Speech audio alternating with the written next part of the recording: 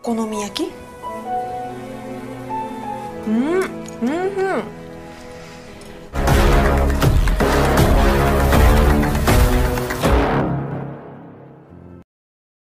Halo semuanya, kembali lagi di channel Twins Universe. Dan pada video kali ini gue akan melanjutkan serial Silent episode ke-6 nih. Oke, sebelumnya perkenalkan, gue Kihi. Di sini gue akan sementara menggantikan posisi kawan gue ya. Sekarang kawan gue sedang kurang fit, jadi sementara akan digantikan dulu sama gue ya. Oke, di episode kelima kemarin kita diperlihatkan dengan Minato yang benar-benar mengajak Tsumugi untuk putus nih. Tapi setelah Minato tahu kalau Tsumugi dalam 3 tahun terakhir hanya mencintainya dan bukan mencintai So, Minato sepertinya masih ada rasa lagi nih dengan Tsumugi. Dan apakah di episode ke-6 ini ada hal yang mengejutkan lagi? Sebelum kita melanjutkan ke episode ke-6, alangkah baiknya kita kasih tahu dulu nih. Ternyata serial ini mempunyai episode 0. Bagi kalian yang kepo dengan episode 0, langsung aja nih kita ceritain alur filmnya. Eits, tapi seperti biasa jangan lupa di subscribe dan di like juga ya guys ya. Dan juga share ke grup pecinta lovebird. Oke, lanjut. Film dibuka dengan diperlihatkan Tsumugi dan juga Sakura So yang sedang ngedate bareng di sebuah kafe. Di sana mereka mengobrol dan saling sharing tentang kehidupan mereka. Dan karena sudah larut, So menyuruh Tsumugi untuk pulang karena So tahu Hikaru sedang sendirian di rumahnya. Tapi Tsumugi menyuruh So untuk tenang aja. Kemudian So meyakinkan Tsumugi apakah adiknya baik-baik saja dan menyuruhnya untuk menghubunginya. Hai. Oh, Tapi sayangnya HP milik Tsumugi kehabisan baterai. Dan itu tandanya Tsumugi memang diharuskan untuk pulang. Kemudian scene berpindah ke Hikaru yang sedang berada di rumah. Nampak ia mencoba untuk menghubungi kakaknya. Karena tak kunjung diangkat, Hikaru memutuskan untuk pergi menemuinya. Tapi pada saat di tengah jalan, ia bertemu dengan Minato. Minato-kun! Hikaru? Minato yang melihat Hikaru sendirian merasa keheranan karena ia berjalan sendirian di tengah jalan di malam hari. Lantas Hikaru pun mencoba menghampiri Minato. Ketika Hikaru hendak ingin menyeberang jalan, ia sempat terjatuh dan dari arah samping ada sebuah truk yang akan menuju ke arahnya.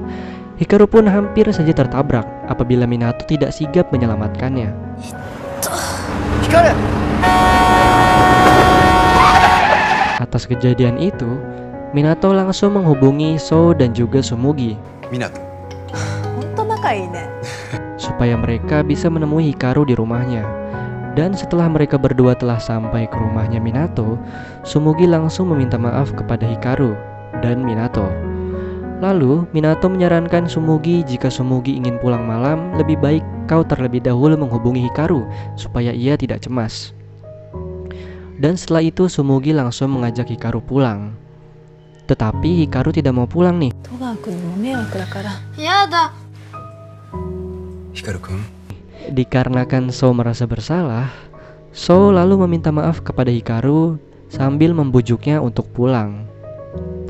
Karena Hikaru tidak mau pulang, Minato meminta kepada So untuk mengantarkan Tsumugi untuk pulang dan membiarkan Hikaru tetap bersamanya. Dan mungkin setelah ia memberikan Hikaru makan, akan langsung kuantar pulang. Dan setelah mereka berdua pulang, Hikaru mengatakan kepada Minato bahwasanya Minato lebih baik menjadi pacar kakaknya. Nani tabetai? Minato-kun. Minato-kun wa taberaremasen. Minato-kun ga yokatta. Nei-chan no kareshi. Mendengar hal tersebut, Minato hanya bisa tersenyum. Itulah dia episode 0 yang cukup singkat ya. Jadi langsung saja kita lanjut ke episode 6. Let's go. Sakura-kun. Sakura-kun. Nani? そこまでしなくても聞こえた?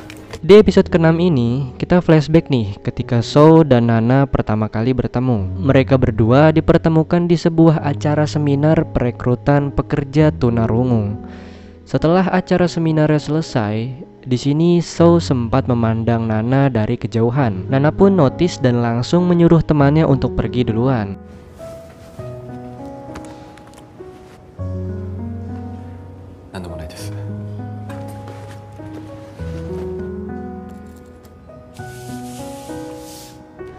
Sepertinya So ingin mengobrol dengannya. Lalu, Nana langsung mengeluarkan ponselnya dan menyuruh So untuk berbicara. Di sini So menanyakan kepada Nana, apakah kau seorang mahasiswa? Dan ia bertanya lagi kepada Nana, bagaimana caramu supaya bisa mengikuti pelajaran dengan baik? Dan Nana menjawab, ia bisa menggunakan bantuan komputer. そうですよね。 Dan Nana pun menanyakan hal yang sama kepada So. Dan So pun menjawab, ia tidak menggunakan alat bantu apapun.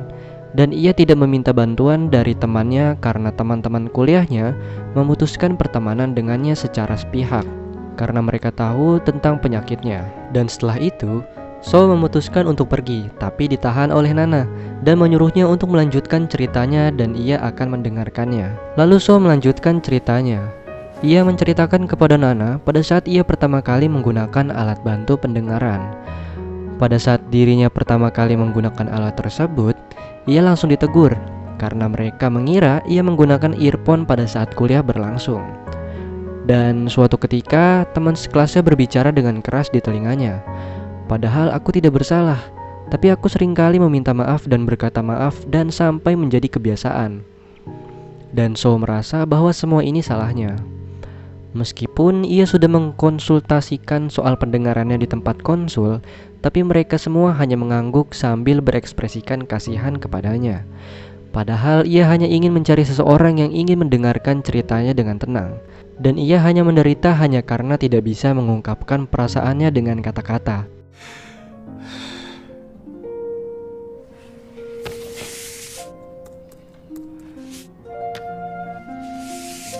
Lalu Nana mencoba untuk menenangkannya dengan menuliskan sebuah kata. Ia akan siap mendengarkannya dengan tenang, dan ia pun juga merasakan perasaan So karena tidak bisa mendengar. Karena Nana terlahir tuli, tapi ia tetap bahagia. Mungkin kehilangan pendengaran sangat menyedihkan, tapi dunia tanpa suara bukanlah hal yang menyedihkan.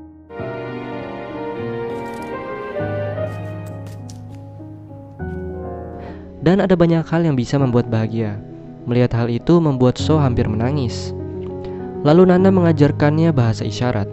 Dan pada saat itulah So menemukan seseorang yang mau mendengarkan ceritanya dengan tenang. Kemudian kita balik lagi ke alurnya nih. Di sini terlihat So dan Sumugi sedang makan bareng di sebuah restoran okonomiyaki. Okonomiyaki?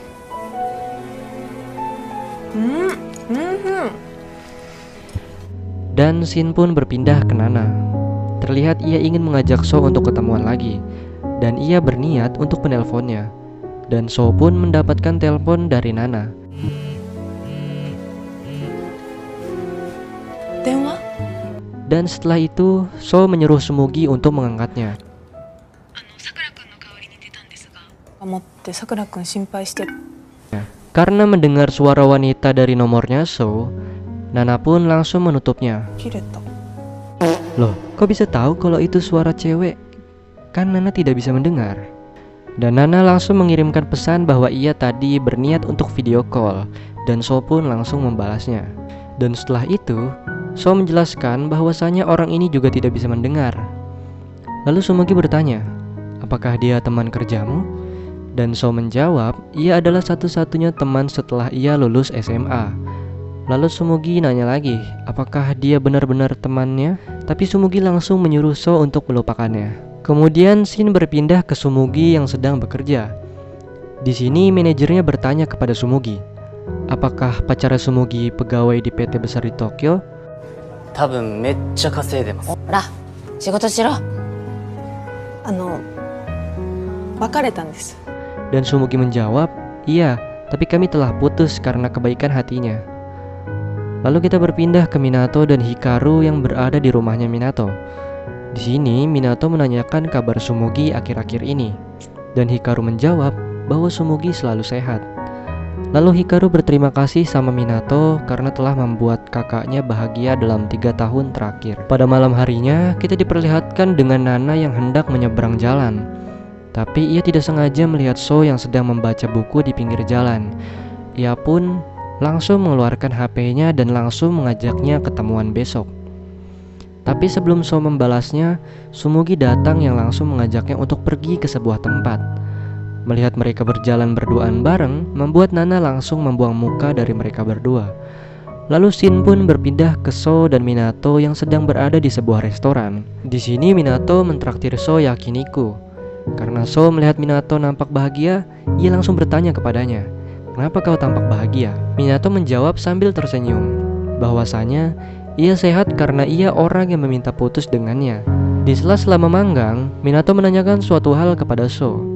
"Apakah temanmu saat bersamamu di taman benar-benar teman?" Minato menanyakan itu karena ia terlihat cantik dan dekat satu sama lain. Lalu So mencoba menjelaskan bahwa dia adalah satu-satunya teman yang mau bertemu dengannya. 俺は今2人で会ってるんですけど。 Kemudian Minato bertanya lagi, bagaimana dengan wanita itu? Seperti apa dia? Dan So menjelaskan bahwasanya ia terlahir tuli dan ia adalah kenalannya pada saat kuliah dan ia juga yang mengajarkan bahasa isyarat kepadanya. Dan dari jawaban itu Minato mengerti bahwasanya wanita yang bersama So pada saat di taman tempo hari memanglah kenalannya. Kita balik lagi nih ke Sumugi yang ingin mengikuti kelas bahasa isyarat Pamasaki lagi. Di sini Pamasaki memberitahu Sumugi bahwasanya sering bertemu Minato di bar yang sering ia kunjungi. Di sana Minato sering mengobrol dengannya, dan salah satu ucapannya adalah Minato dalam 3 tahun terakhir merasa sangat bahagia. Mendengar hal itu, Sumugi juga merasa bahagia dalam 3 tahun terakhir ini. Lalu Pamasaki ingin tahu tentang teman sekelasnya Sumugi dan Minato yang sering dibahas oleh mereka berdua. Ia ingin tahu seperti apa orangnya. どんな人？そうですね。好きな言葉をくれますね。実家帰った？うまくいってないの？ Kemudian kita berpindah ke ibunya So yang sedang berada di kamarnya So.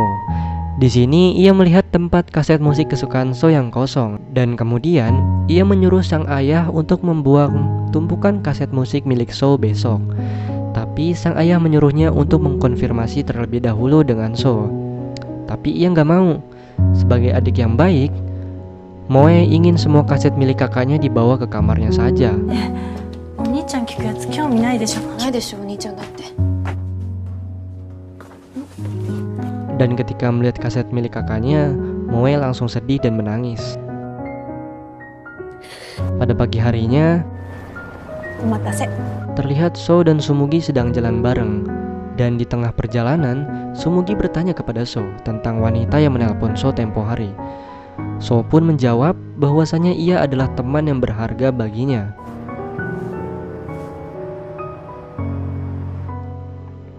Kita berpindah ke Nana. Terlihat ia sedang melihat sebuah tas. Dan tak lama kemudian ia mendapatkan pesan dari So. Isi pesannya, So ingin ketemuan dengan Nana. Dan pada akhirnya mereka berdua ketemuan di sebuah kafe. Tujuan So mengajak Nana untuk ketemuan karena ada hal penting untuk dibicarakan.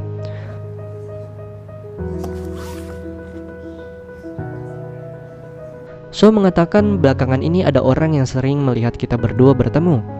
Dan Nana pun tahu 2 orang itu, yaitu Sumugi dan pacarnya yaitu Minato. Tapi So mengatakan bahwasanya mereka berdua telah putus karena kehadirannya di antara mereka berdua. Di sini So ingin meminta maaf karena telah mengabaikan perasaannya terhadapnya. Tapi Nana langsung menjawab bahwasanya ia melakukan itu semua karena merasa kasihan dengannya. Karena sama-sama tidak bisa mendengar, ia tahu bagaimana rasanya hidup tanpa suara. Dan ia mengira Sumugi tidak akan mengerti perasaan So yang tidak bisa mendengar.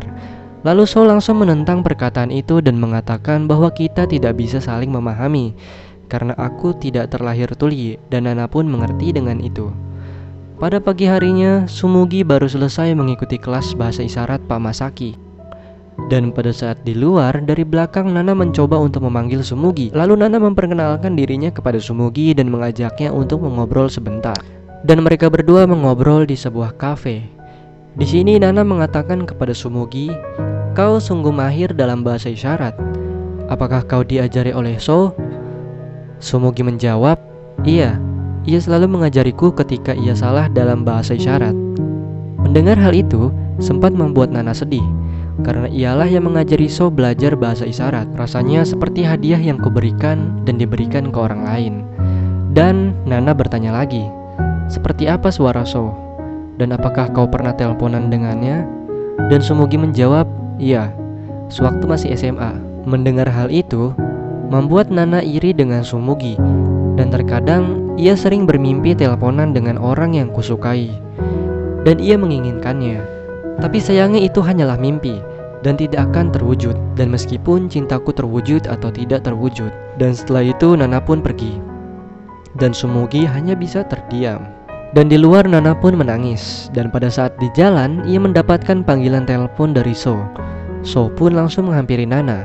Dan dari belakang juga ada Sumugi yang melihat mereka berdua. Dan setelah itu Nana perlahan-lahan mengarahkan HP-nya ke telinganya. Dan setelah itu ia pun menangis. Sedangkan So dan Sumugi hanya bisa melihatnya saja dan merasa kebingungan. Dan film pun bersambung.